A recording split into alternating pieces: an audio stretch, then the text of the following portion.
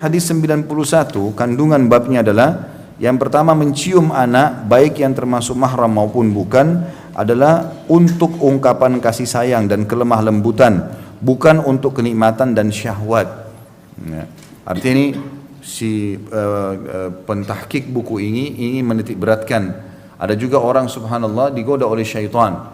Ya, mungkin dia cenderung dengan anak-anak kecil sehingga akhirnya terjadilah pelecehan seksual. Itu juga tidak boleh, gitu kan. Walaupun anak itu anak orang, anak tetangga, anak kerabat yang sedang datang, kita juga memeluknya karena bentuk kasih sayang. Menganggap ini adalah bagian daripada perintah syariat, ya, bukan pelampiasan syahwat sehingga salah. Ya, gitu. Dan orang-orang seperti ini subhanallah terjadi penyimpangan dalam fitrahnya. Allah subhanahu wa ta'ala memberikan orang yang dewasa menikah dengan cara baik-baik. Apalagi di Indonesia menikah ini mudah sekali. Ya. Mudah sekali gitu. Saya punya seorang dosen dulu ngajar tarikhud dakwah.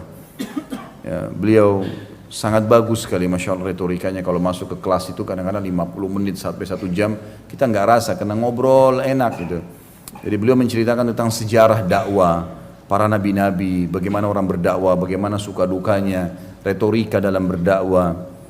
Salah satunya pernah disinggung sama dia tentang masalah Indonesia. Dia bilang, saya kalau disuruh pilih dakwah di mana-mana saya pilih Indonesia. Kebetulan kami di kelas ada 2-3 orang Indonesia. Sempat ditanya, kenapa Syekh pilih Indonesia? Karena Indonesia gampang sekali, dai-dai banyak dimudahkan untuk menikah, dia bilang.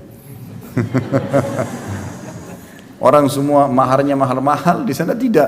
Maharnya perangkat alat sholat, Quran, bisa menikah. Maka kita bisa jalankan sunnah Rasulullah. Menikah, artinya orang lain pun faham tentang masalah itu. Jadi bagi ikhwah-ikhwah yang belum menikah ini gampang, bagi kampung-kampung banyak. Kalau di Jakarta mahal, bagi kampung-kampung. Datang ke imam masjid, saya bujang, saya mau menikah, niat baik-baik, dimudahin nanti insya Allah.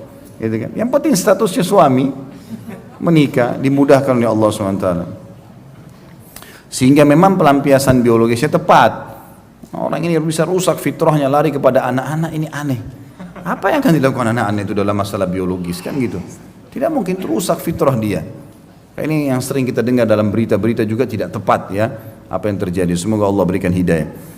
Kemudian selanjutnya yang kedua, kandungan dari hadis nomor 91, orang yang tidak mau menyayangi orang lain dengan cara berbuat baik kepada mereka, ia tidak akan mendapatkan belasan kasih sayang dari Allah yang Maha Penyayang. Jadi subhanallah, Allah subhanahu wa ta'ala menciptakan di muka bumi ini sistem dengan makhluk-makhluknya semua yang ada di sini, termasuk hewan-hewan dan tumbuhan pun. Itu Allah subhanahu wa ta'ala hubungkan juga bentuk kasih sayang kepada mereka sebagai bagian daripada ibadah. Ya, bahkan Umar bin Khattab radhiyallahu anhu itu dibahas oleh para ulama dalam buku-buku sejarah tentang bentuk kasih sayangnya sampai pada tanah. Ya, dikatakan begitu. Orang mungkin tidak terlalu banyak berpikir, kata sebagian ahli sejarah, orang di zaman Umar bin Khattab mungkin belum semuanya faham apa yang dimaksudkan. Jadi satu waktu pernah gubernur Mesir Amr bin As radhiyallahu anhu mengirim surat kepada Umar bin Khattab mengatakan, wahai Amir Mukminin, saya melihat masyarakat Mesir ini kalau mau ngambil air mereka harus jauh ke Sungai Nil. Jalan, zaman dulu orang Mesir itu pakai gerobak yang ditarik oleh keledai atau kuda. Ya, jalan, masih cara tradisional gitu kan. Dia bilang, saya ingin membelah tanah, kata Amr bin As, buat saluran air dari Sungai Nil menuju ke rumah-rumah orang atau tempat-tempat terdekat dengan rumah mereka. Ya kalau kita sekarang mungkin ada PDAM ya, saluran-saluran pipa, tapi belum ada pipa pada saat itu. Cuma dibuat saluran saja, tanah digali, kemudian air bisa mengalir, mempermudah mereka, meringkas jalan daripada harus ke Sungai Nil. Niatnya baik Amr bin As. Apa jawaban Umar bin Khattab? Dibalas surat tersebut, dia mengatakan, hai Amr, saya khawatir engkau membebankan tanah di atas kapasitasnya. Hanya itu saja. Tapi perkataan Umar bin Khattab ini, kata sebagian ahli sejarah, kalau orang faham dengan ilmu, apalagi ilmu pengetahuan di zaman sekarang, memang tidak semua tanah itu mampu untuk menampung air. Ya. Jadi ada hubungannya dengan masalah ilmu pengetahuan, tapi bentuk kasih sayang dia pun sampai tanah yang mungkin kita anggap benda mati bagi kita, maksudnya ya beda, bukan manusia, bukan hewan, gitu kan? Itu subhanallah diperhatikan, ya, diperhatikan oleh Umar radhiyallahu anhu, dan sekian banyak contoh-contoh yang berhubungan dengan masalah itu. Sampai Nabi SAW mengatakan dalam umumnya kasih sayang kepada makhluk Allah ini, tidak ada seseorang yang menancapkan sebuah pohon. Ya, kemudian ada burung, jin, manusia, hewan-hewan yang makan atau bernaung di bawah pohon itu baik makan buahnya, daudnya ataupun bernaung di bawahnya, kecuali yang menanamnya panen pahala. Sampai Abdullah bin Umar radhiyallahu anhu di zaman beliau sudah tua sekali, rambutnya sudah putih, alisnya putih, jenggotnya putih semua, sudah sangat tua umurnya pada saat itu. Beliau pegang bibit kurma, lalu beliau tancapin di tanah.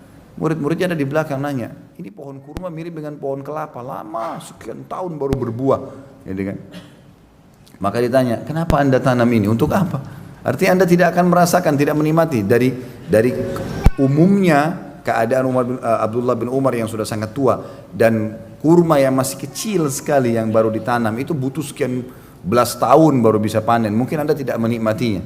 Maka jawaban beliau lebih bijak. Beliau mengatakan, kalau saya tidak bisa menikmatinya, akan dinikmati oleh orang-orang yang datang setelah saya. Orang beriman fikirannya berbeda dengan orang-orang umumnya. Dia masih berpikir bagaimana bisa memberikan manfaat kepada orang lain sebagai bentuk kasih sayang di sini sebenarnya. Ya. Jadi manfaat yang kita bisa berikan kepada orang, bentuk kasih sayang, akan dinilai pahala oleh Allah Subhanahu wa taala. Jadi bukan cuma anak, tapi lingkupnya lebih luas lagi. Sebagaimana sabda Nabi SAW tadi, man la yarham la yurham. Siapa yang tidak berkasih sayang, maka dia pun tidak akan dikasih sayangi oleh Allah.